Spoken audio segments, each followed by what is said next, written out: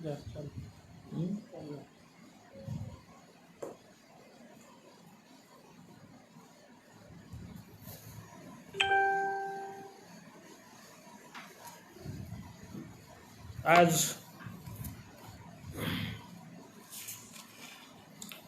पुरोगामी विचारमंच नाशिक यांच्या वतीने साहित्यरत्न अण्णाभाऊ साठे जन्मशताब्दी वर्षानिमित्त जो लाईव्ह कार्यक्रम आयोजित केला ते असे रवींद्र सुरवसे, सतीश गवारे, ज्ञानेश्वर घाटोळ आणि विलासजी कांबळे या कंपनीनी पुरोगामी विचारमंच नाशिक यांनी हा जो कार्यक्रम आयोजित केला त्याबद्दल मी प्रथमतः त्यांचे मी अभिनंदन करतो, आभार मानतो आणि मला जी त्यांच्या माध्यमातून बोलण्याची संधी दिली त्या पुरोगामी विचारमंच नाशिक यांचा मी आभार मानतो। माझ्याकडे जो विषय दिलेला आहे जमीन हक्क आणि त्यावरच्या आजच्या चळवळी हा विषय मला दिलेला आहे। प्रथम माझा मी परिचय करून देतो। माझं नाव भाई बजरंग भाऊ ताटे, लाल पॅन्थर महाराष्ट्र राज्य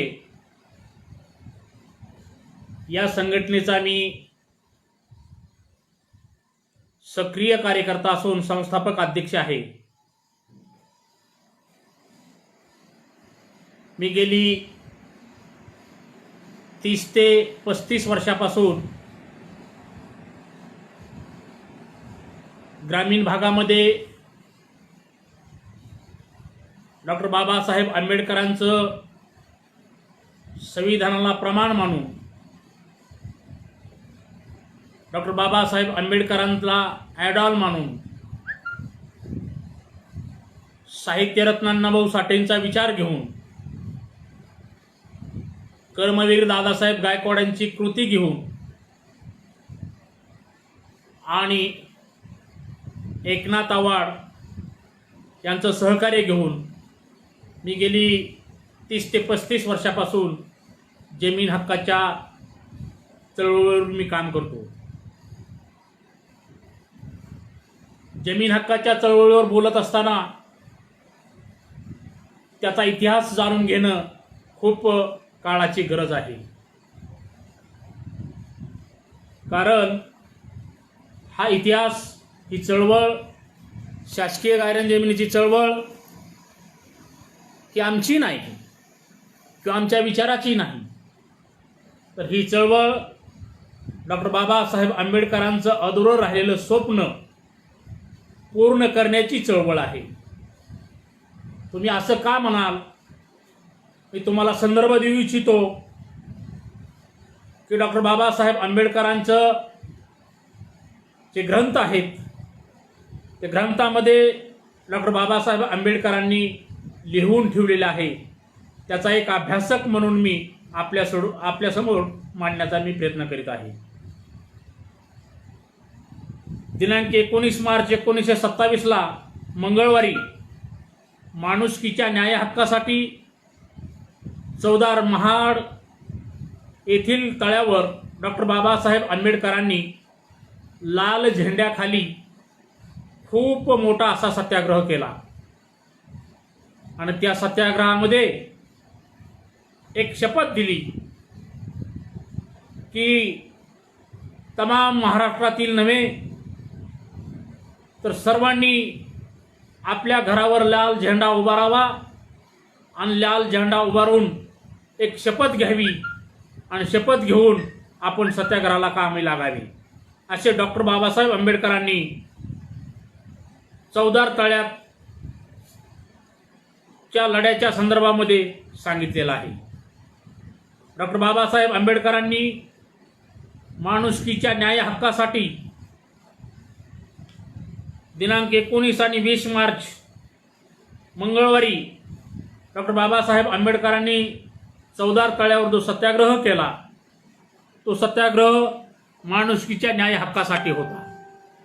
आणि तो सत्याग्रह इतका मोठा झाला की खूप मोठा झाल्याच्या नंतर 10 वर्षांनी डॉक्टर बाबासाहेब आंबेडकरांनी न्यायालयीन लढा लढून चौदार तळे हे शासनाच्या मालकीचे असल्याने हस्तगत केले.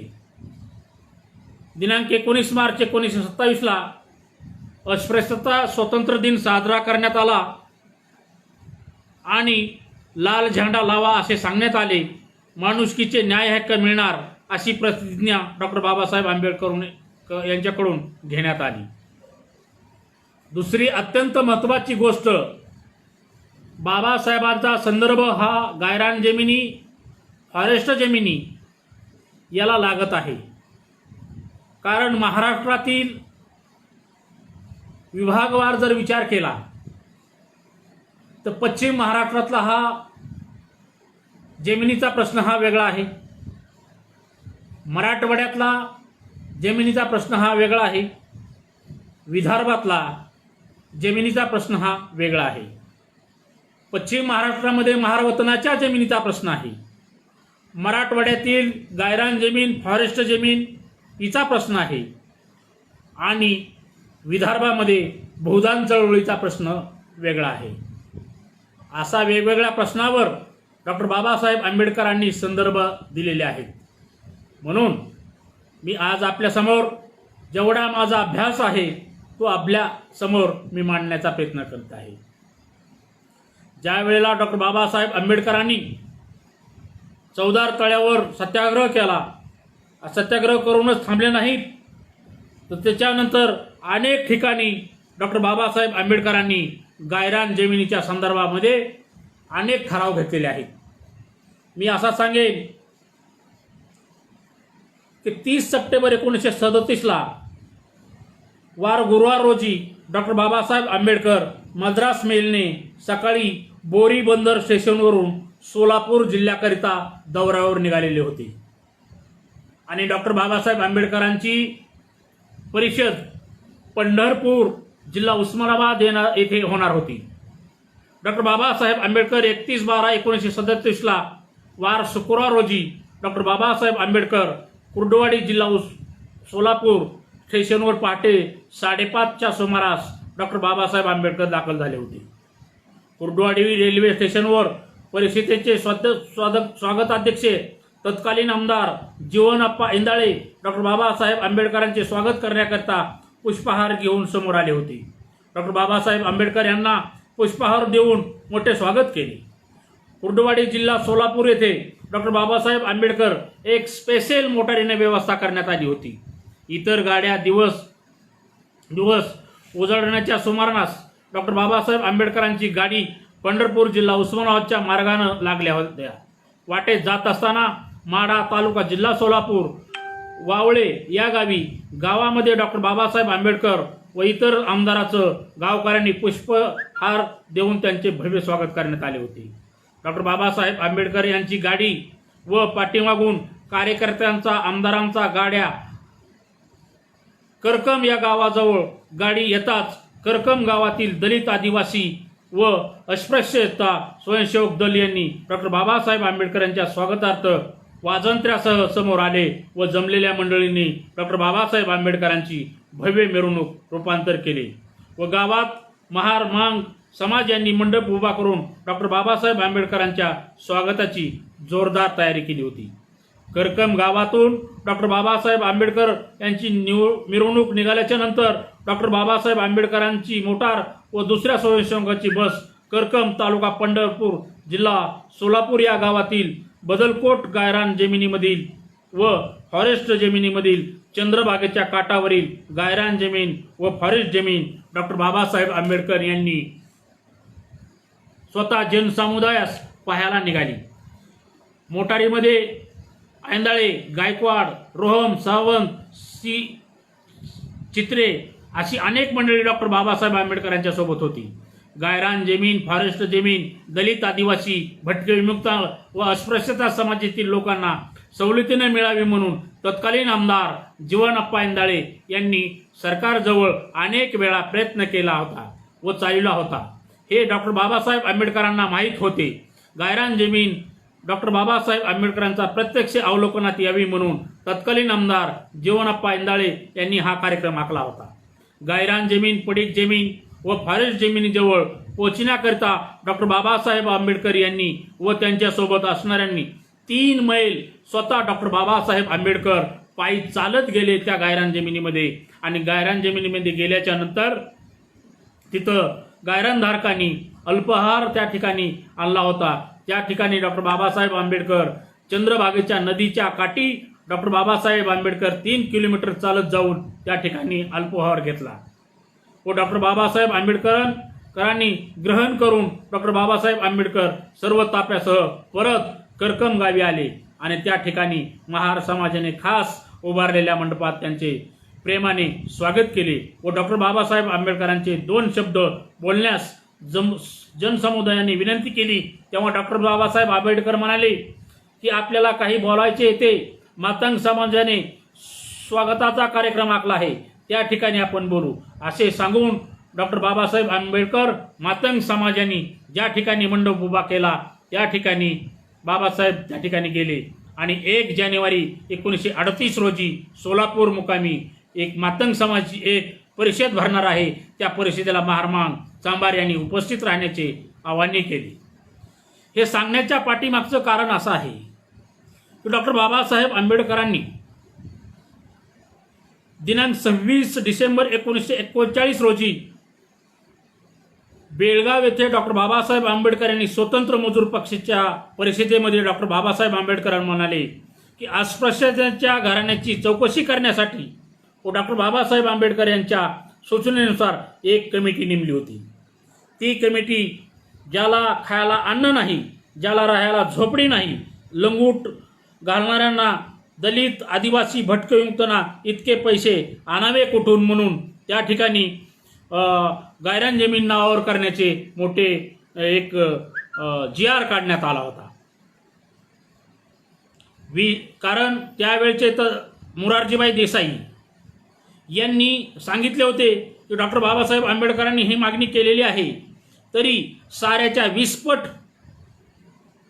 गायरानधारकांनी व गायरान अतिक्रमणधारकांनी पैसे भरावेत आणि त्यांनी ती जमीन मिळवून घ्यावी असं सांगितले.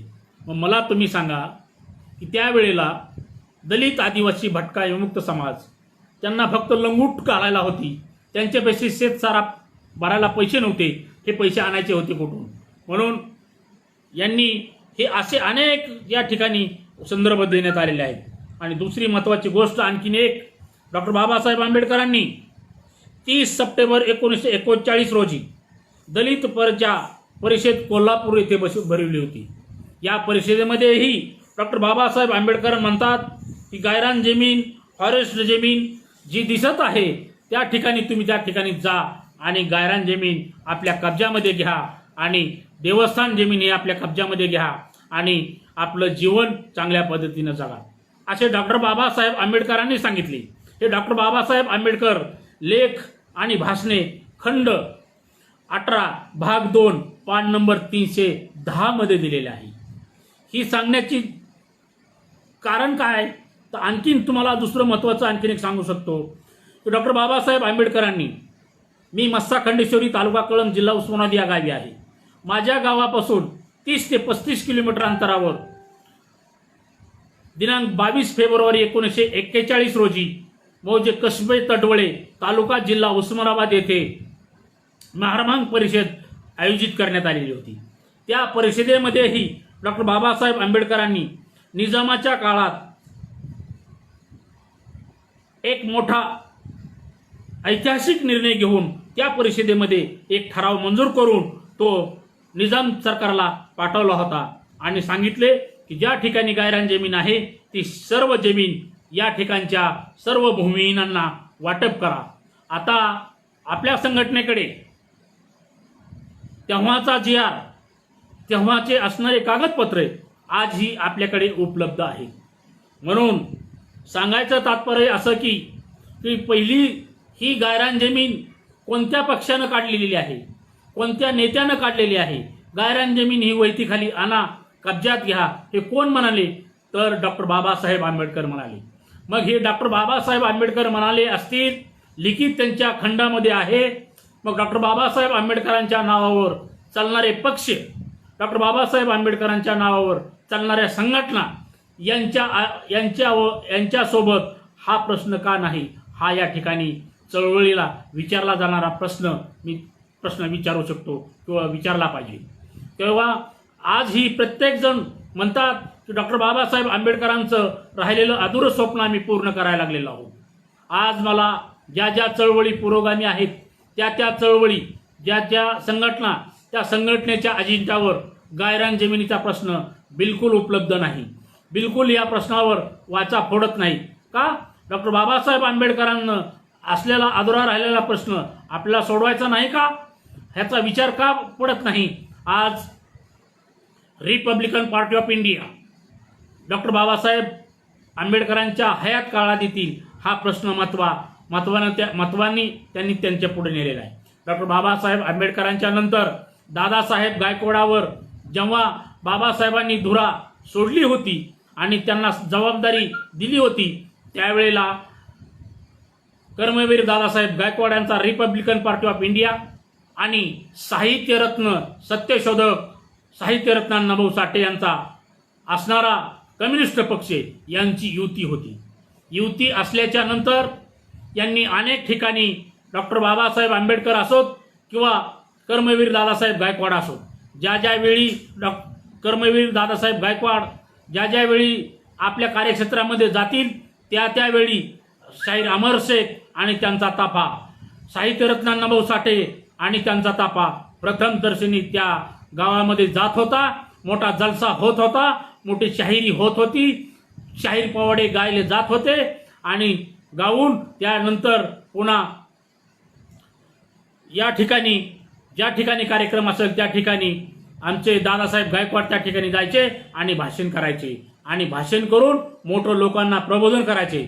हा सांगण्याचा उद्देश असा की डॉक्टर बाबासाहेब आंबेडकरांनी ज्या कर्मवीर दादासाहेब गायकवाडांच्यावर हा धुरा सोडलेली होती, तीच धुरा कर्मवीर दादासाहेब गायकवाड आणि साहित्यरत्न अण्णाभाऊ साठे यांची अनेक वेळेला भेटी झालेल्या आहेत. अनेक वेळेला त्यांनी एकत्रित लढा लढलेला आहे. अनेक वेळेला त्यांनी शासनाकडे प्रश्नांची मांडणी केलेली आहे. म्हणून साहित्यरत्न अण्णाभाऊ साठे हे आंबेडकरी विचाराचे आहेत, दादासाहेब गायकवाडांच्या विचाराचे आहेत. एवढेच नाही तर क्रांतिसिंह नाना पाटील हे चळवळीत असताना साहित्यरत्न अण्णाभाऊ साठे त्यांच्यासोबत होते. मग ही चळवळ असताना म्हणजे डॉक्टर बाबासाहेब आंबेडकरांपासून गायरान जमिनीचा प्रश्न हे दादासाहेब गायकवाडांनी सोडवायचा प्रयत्न केला आणि डॉक्टर बाबासाहेब आंबेडकरांपासून दादासाहेब गायकवाडांनी सोडवण्याचा प्रयत्न केल्याच्या नंतर त्याला साहित्यरत्न अण्णाभाऊ साठेंचा सुद्धा विचार भूमिहीनांसाठी आहे. कॉम्रेड शाहीर गव्हाणकर आहेत, परत दुसरी महत्वाची गोष्ट तुमचे कॉम्रेड डांगे आहेत. असे अनेक विचारवंत या ठिकाणी आहेत. एवढेच करून जमलं नाही तर या ठिकाणचे ज्यांनी डॉक्टर बाबासाहेब आंबेडकरांनी ज्याच्यावर धुरा सोपवली होती असे कर्मवीर गायकवाडांनी एक मोठा लढा, एक मोठा आव्हान केले होते, देशात आव्हान केले होते की चला आता आपल्याला ही गायरान जमीन मिळणार नाही. त्यावेळेला डॉक्टर बाबासाहेब आंबेडकरांच्या सूचनेनुसार साहित्यरत्न अण्णाभाऊ साठेंच्या कर्तव्यानं, साहित्यरत्न अण्णाभाऊ साठेंच्या परिश्रमानं, गव्हाणकरांच्या परिश्रमानं, शाहीर आमिर शेखच्या परिश्रमानं, दादासाहेब गायकवाडांच्या नेतृत्वाखाली ज्या वेळेला लाल बहादूर शास्त्री भारताचे मुख्यमंत्री होते तेव्हा त्यांच्यावर एक असा मोठा मोर्चा काढून दिल्लीच्या संसदेवर मोर्चा काढून हा गायरान जमिनीचा प्रश्न मांडण्यात आलेला आहे. हा संदर्भ मी स्वतः माझ्या मनानं न सांगता याचे लिखित माझ्याकडं पुरावे आहेत. हे पुराव्याचे पुस्तक मी छापलेलं आहे. ज्याला पाहिजे ती मी देऊ शकतो. एवढंच नाही तर या लढ्यात डॉक्टर बाबासाहेब आंबेडकरांच्या लढ्यामध्ये, कर्मवीर दादासाहेब गायकवाडांच्या लढ्यामध्ये, सत्यशोधक साहित्यरत्न अण्णाभाऊ साठेंच्या लढ्यामध्ये गरोदर महिला, बाळंतीण झालेल्या महिला, अनेक लोक, भरपूर लोक याच्यामध्ये सामील झालेले होते आणि एकच नारा दिला होता की चला, ज्या ठिकाणी गायरान जमीन आहे ती गायरान जमीन भूमिहीनांनी ताब्यात घ्यावी आणि माणुसकीच्या न्याय हक्कासाठी आपण लढा उभारा द्यावा.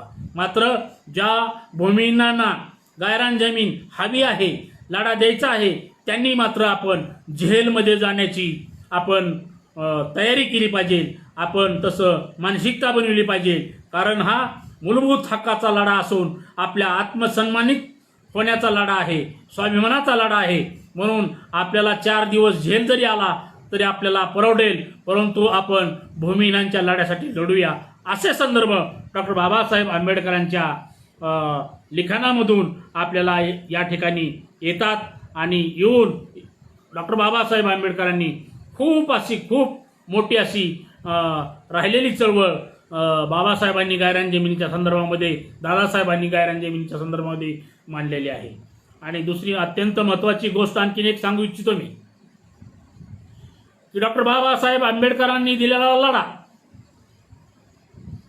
कर्मवीर दादासाहेब गायकवाडांनी दिलेला लढा, हा लढा कर्मवीर ॲडव्होकेट एकनाथजी आव्हाड यांनी पुढे चालवण्याचा एक मोठा निश्चय केला आणि महाराष्ट्रातील 300 ते 400 एक प्रशिक्षित कार्यकर्ते जमा करून डॉक्टर बाबासाहेब आंबेडकरांच्या विचाराचा एक मोठा माहोल तयार करून, प्रशिक्षण देऊन, कार्यकर्ते निर्माण करून महाराष्ट्रातील गायरान जमीन पुन्हा राहिलेली या ठिकाणी काढण्याचा प्रयत्न, कब्जात घेण्याचा प्रयत्न केलेला आहे. आज लाखो लोक गायरान जमिनीच्या प्रश्नावर आपली उपजीविका भागवून कुटुंब भागवत आहेत आणि लाचारीचे जीवन सोडवित आहेत. मला जाता जाता तुम्हाला सांगावं असं मला वाटतं की साहित्यरत्न अण्णाभाऊ साठेंच्या बरबाद्या कंजारी या कथेमध्ये खूप मोठी अशी एक सापळा नावाची कथा आहे. त्या सापळा नावाच्या कथेमध्ये असं सांगितलेलं आहे, एक गाव असतं आणि त्या गावामध्ये म्हारवाडा असतो, मांगवडा असतो. गावातला एका मोठ्या पाटलाचा बैल मेलेला असतो. बैल मेल्याच्या नंतर पुकारलं जातं, महाराजांना सांगितलं जातं की माझ्या वाड्यामध्ये मोठी दावण आहे, त्या दावणीला खूप मोठा असा माझा बैल मेलेला आहे, तर तुम्ही ती ओढून टाका. तर महाराजही नकार देतात, मांगही नकार देतात. बैल मरून 4 दिवस होते, त्याच्या अंगावर दिव्यागार मोठ्या माशा फिरू लागतात आणि त्याच्या वाड्यामध्ये दुर्गंधी सुटते. तेव्हा त्या गावचा मोठा पाटील चिडतो, महारावर बी चिडतो, मांगावर बी चिडतो आणि त्यांना सांगतो की माझा बैल वडा. तर त्या ठिकाणी महाराणी आणि मांगानी बंड केलं की या पाटलाचा बैल आपण वडायचा नाही, वडल्याच्या नंतर आपण या ठिकाणी पुन्हा झुकायचं नाही. म्हणून महारवाड्यावर आणि मांगवड्यावर बहिष्कार टाकला जातो आणि बहिष्कार टाकल्याच्या नंतर त्यांना सांगितलं जातं की हा बैल मेलेला आहे. तेव्हा महाराची माणसं आणि मांगाची माणसं म्हणतात की पाटील, तुमचा बैल मेला, आम्ही ओढणार नाहीत, तुम्ही स्वतः वडा. तुमची शेताची सेवा, तुमची शेतातले काबाड कष्ट त्या बैलाने केलेलं आहे. तूप खाता तुम्ही, दूध खाता तुम्ही आणि मेल्याच्या नंतर आम्हाला वडायला सांगता. हा न्याय आता कसा चालणार आहे? आम्ही तो न्याय आता बंद केलेला आहे. म्हणून त्यांच्यावर बहिष्कार टाकला जातो. मग त्या दलिताकडे शेरडं असतात, जनावर असतात, त्यांच्याकडे कडेकोट शेतामध्ये त्यांना येऊ दिलं जात नाही, बहिष्कार टाकला जातो. जेवायला दिलं जात नाही, अन्न दिलं जात नाही, पाणी घेऊ दिलं जात नाही, रेशन दुकानाला माल दिला जात नाही.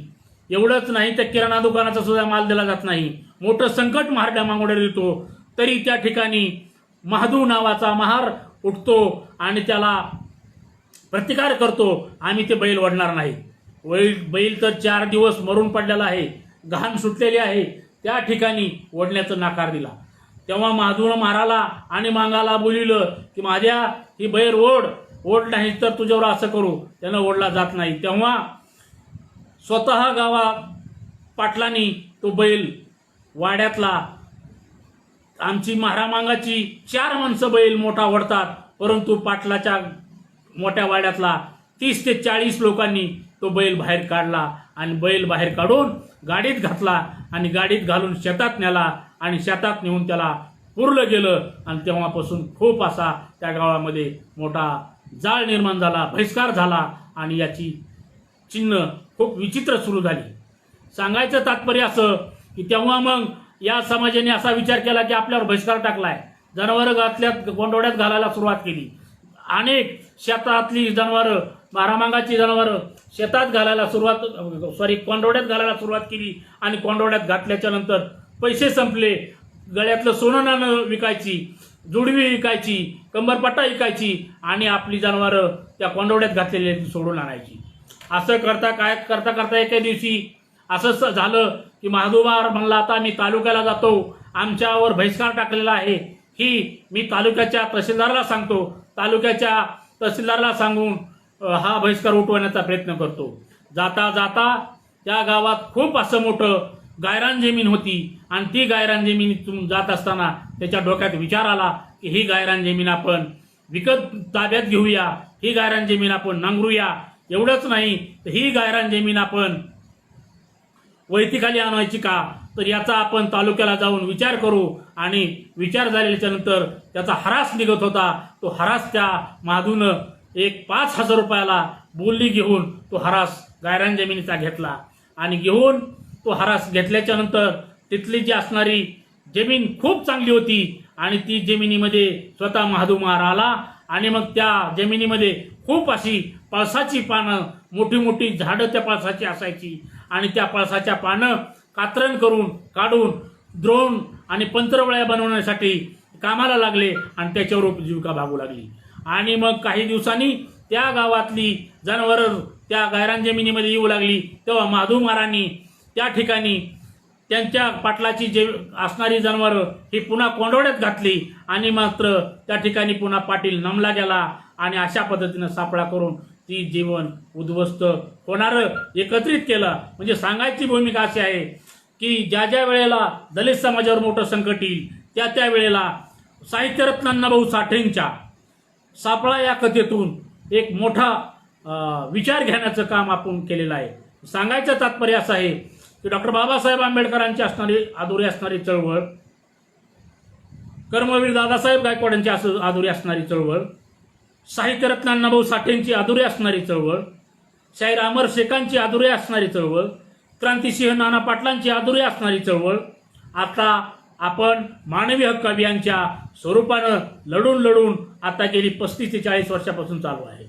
आणि दुसरी महत्त्वाची अशी गोष्ट आहे, या उस्मानाबाद जिल्ह्यामध्ये आता मी लाल पॅन्थरच्या माध्यमातून उस्मानाबाद जिल्ह्यातली हजारो गायरान जमीन एकर दलितांच्या ताब्यात दिलेली आहे. ताब्यात देऊन उपजीविका करीत आहेत.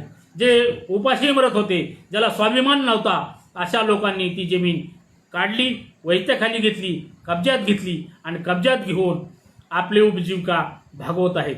म्हणजे हा जी लढा आहे, हा जी विचार आहे, हा डॉक्टर बाबासाहेब आंबेडकरांच्या पासून हा विचार आयडॉल म्हणून आम्ही घेतलेला आहे.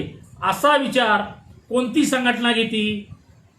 डॉक्टर बाबासाहेब आंबेडकरांचं अधुरं राहिलं गायरान जमिनीच्या भूमिहीनांच्या प्रश्नावर लढणारी कोणता विचार, कोणती संघटना करती, कोणता पक्ष करतो? म्हणून फक्त स्वार्थी आणि निस्वार्थी याच्यातला हा फरक समजायला गेलाय. आणि दुसरी अत्यंत महत्त्वाची गोष्ट आहे की डॉक्टर बाबासाहेब आंबेडकरांच्या विचारापासून अनेक लोक, अनेक पक्षे, अनेक नेते, अनेक संघटना दूर गेलेले आहेत. खरा बाबासाहेबाचा विचार केलेला आहे असं म्हणता येणार नाही. शैक्षणिक विचार असेल, विज्ञान युगातला विचार असेल, आर्थिक विचार असेल, रोजगाराचा विचार असेल, डॉक्टर बाबासाहेब आंबेडकरांचा एक प्रश्न जर आपल्याला स्वतःला जर विचारला तर बाबासाहेबांचं अधुरं राहिलेलं स्वप्न कोणतं आहे असं जर आपण विचारलं तर गायरान जमिनीचं प्रश्नावर लढण्यासाठी आज खूप मोठी टीम तयार होणं अत्यंत काळाची गरज आहे. मला माहीत आहे की महाराष्ट्रातील 1-2-3 मोजक्या संघटना सोडल्या तर भूमिहीनांसाठी कोणी लढत नाही.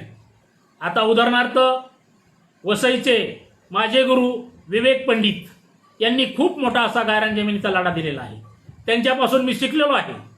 त्यांनी खूप मोठा असा लढा देऊन गेल्या करोना आता जो झाला त्या करोनाच्या संदर्भात त्यांनी आता सध्या सर्व काही बंद असताना मुंबईमध्ये, ठाण्यामध्ये आंदोलन केले.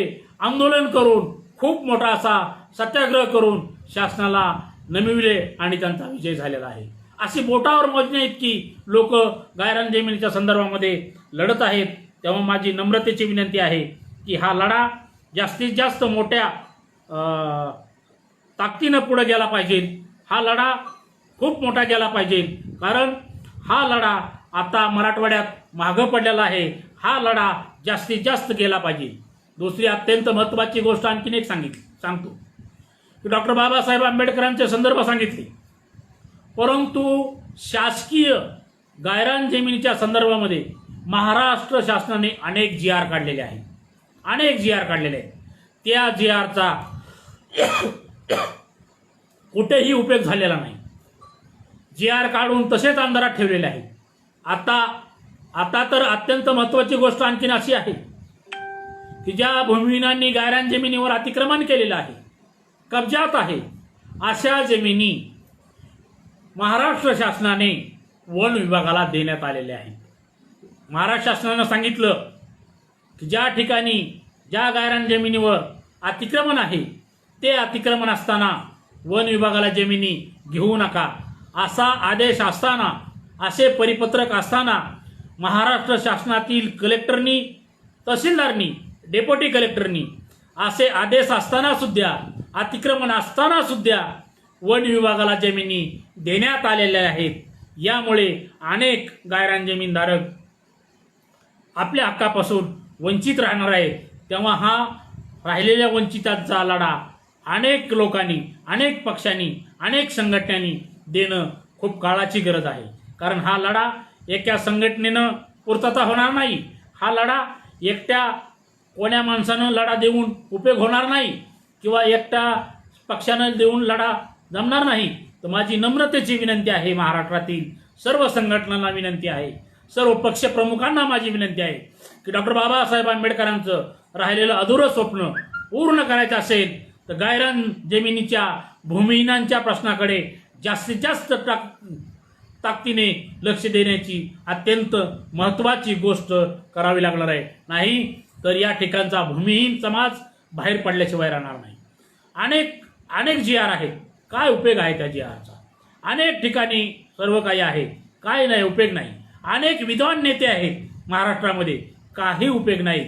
आज विद्वान नेत्यांनी, मोठ्या विचारवंतांनी, मोठ्या सर्वांनी लढा दिला पाहिजे. आज मी पाहतो महाराष्ट्रामध्ये कोणत्या प्रश्नावर कोणती संघटना काम करते, कोणत्या प्रश्नावर कोणता पक्ष मोठा होतो, याच्याकडे लक्ष दिलं जातंय. परंतु मला असं वाटतंय की यांच्या पक्षाचे प्रश्न आहेत ते, यांच्या स्वतःचे प्रश्न आहेत ते, परंतु जनतेचे प्रश्न वेगळेच आहेत, भूमिहीनांचे प्रश्न वेगळेच आहेत, लढण्याचे प्रश्न वेगळेच आहेत. याचा विचार, याचा संशोधन करणं काळाची गरज आहे. दुसरी अत्यंत महत्त्वाची गोष्ट अशी आहे की महाराष्ट्रातील सर्व काही 2-3 संघटना सोडता, ठाण्याची श्रमजीवी संघटना सोडता, अनेक ठिकाणच्या 2-3 संघटना सोडता, किती केडर बेस शिबिर होतले जाते, किती गायरान जमिनीच्या प्रश्नावर, भूमिहीनच्या प्रश्नावर कायदेशीर लढा कशा पद्धतीने दिला जातो, कसे प्रशिक्षण दिले जातात, हे प्रशिक्षण मात्र कोणत्याच संघटनेकडे झालेले नाहीत. परंतु फक्त दुधनगिरी, दादागिरी आणि अशा पद्धतीने चालणारे कार्यकर्ते निर्माण करण्याचं काम चाललेलं आहे. यापुढे दादागिरी, ददनगिरी आणि इतर कुठलाही चालणार नाही. तर प्रशिक्षित कार्यकर्ता, प्रशिक्षण घेणारा कार्यकर्ता, कायदेशीर चालणारा कार्यकर्ता या ठिकाणी टिकणार आहे. कारण आता येणारा काळ पहिल्या काळापेक्षा वेगळा काळ आहे. इथून पुढे आपण चांगल्या पद्धतीनं राहिलं पाहिजे, अभ्यास करूनच बोललं पाहिजे, अभ्यास असूनच बोललं पाहिजे, GRचा अभ्यास करूनच बोललं पाहिजे. कारण का, ज्या डॉक्टर बाबासाहेब आंबेडकरांनी भारतीय राज्यघटना लिहिली त्या घटनेतील महाराष्ट्र जमीन महसूल संहिता 1966 मधील नियम 17, 16, 15 काय सांगतात? ही गायरान जमीन ज्या लोकांनी नांगरलेली आहे त्या जमिनीची तपासणी झाली पाहिजे. ती तपासणी होऊन तलाट्यानं त्याचा रिपोर्ट तहसीलदारला दिला पाहिजे आणि तहसीलदारनं त्याच्यावर कारवाई केली पाहिजे, दंड केला पाहिजे. तर असे कुठलीच प्रक्रिया न होता एक अन्याय केला जातोय. गायरानधारक भूमिहीनांना मातीत गाडण्याचं काम चालू आहे. असं मला वाटतंय. एवढंच आपल्यासमोर सांगावा. कारण साहित्यरत्न अण्णाभाऊ साठेंचा विचार आपण जर केला तर मला असं वाटतंय की अण्णाभाऊ साठे हे महाराष्ट्रातील प्रत्येक जिल्ह्यामध्ये आलेले आहेत. तुम्ही म्हणताल हा पुरावा कुठे? पुरावा माझ्यापाशी आहे. ज्या वेळेला दादासाहेब गायकवाडवर डॉक्टर बाबासाहेब आंबेडकरांनी धुरा सोपवली होती, त्यावेळेला डॉक्टर बाबासाहेब आंबेडकरांचा रिपब्लिकन पार्टी ऑफ इंडिया आणि साहित्यरत्न अण्णाभाऊ साठेंचा पक्ष यांच्या संयुक्तरित्याने अनेक ठिकाणी दोघांनी मिळून आमदार निवडून आणलेले आहेत आणि आमदार निवडून आणून पुढं काम केलेलं आहे आणि अनेक ठिकाणी गायरान जमिनी देण्यात आलेल्या आहेत. हे संदर्भ ग्रंथ माझ्याकडे आहे. माझा फोन नंबर 8696570768 यावर मला केव्हाही सांगा. मी संदर्भ ग्रंथ आपल्याला देण्याची मी व्यवस्था करेन. एवढंच आपल्यासमोर बोलतो आणि पुन्हा एकदा पुरोगामी विचारमंच नाशिकचे रवींद्र सुरवसे आहेत, सतीश गबारे आहेत, ज्ञानेश्वर घाटुळ आहेत, विलास कांबळे आहेत. या कंपनीने मला बोलायची संधी दिली त्याबद्दल मी सर्वांचे पुन्हा आभार मानतो. आणि माझं काही या संदर्भात काही बोलण्यात काही चुकलं असेल, कोणाचं मन दुखावलं असेल, त्याबद्दल मी आपल्यासमोर मोठ्या मनानं माफी मागतो. आणि यापुढे आपण साहित्यरत्न अण्णाभाऊ साठेंचे जास्तीत जास्त साहित्य वाचावे, बाबासाहेब आंबेडकरांचे साहित्य वाचावे, डॉक्टर बाबासाहेब आंबेडकरांना आयडॉल मानून आपण पुढे जाऊ. एवढंच बोलतो. धन्यवाद. जय हिंद, जय भीम.